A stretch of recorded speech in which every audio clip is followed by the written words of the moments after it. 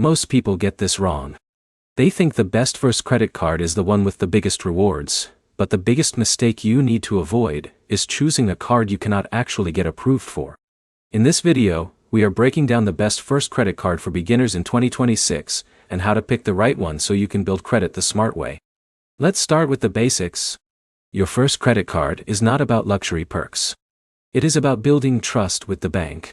That means showing you can borrow money and pay it back on time. Now here's where it gets interesting. The best beginner credit cards fall into three main categories. First category, secured credit cards. These are the easiest to get approved for.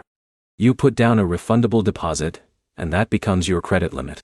For example, if John deposits $300, he gets a $300 limit. This is perfect for people with no credit history at all. But here's the problem. Many beginners treat secured cards like free money and overspend. That slows down credit building instead of helping it. Second category, student credit cards. These are designed for college students or young adults with limited credit history. They usually do not require a deposit and often come with small rewards. For someone like Alex who just started college, this is one of the easiest ways to start building credit without risk.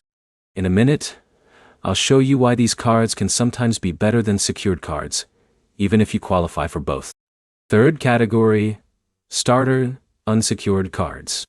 These are basic credit cards for beginners with limited or fair credit. They do not require a deposit, but approval is a bit stricter. For someone like Jake who has a small credit history already, this can be a strong next step. Now let's talk about what actually matters most. Your credit score is built on three things: payment history, credit utilization, and time.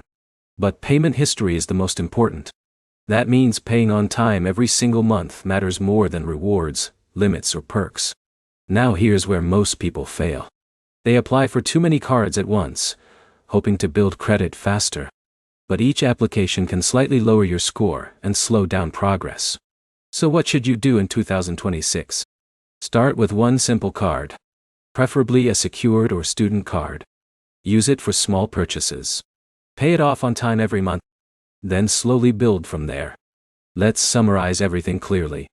The best first credit card in 2026 is not the one with the most benefits. It is the one you can easily get approved for and use responsibly to build a strong credit history over time.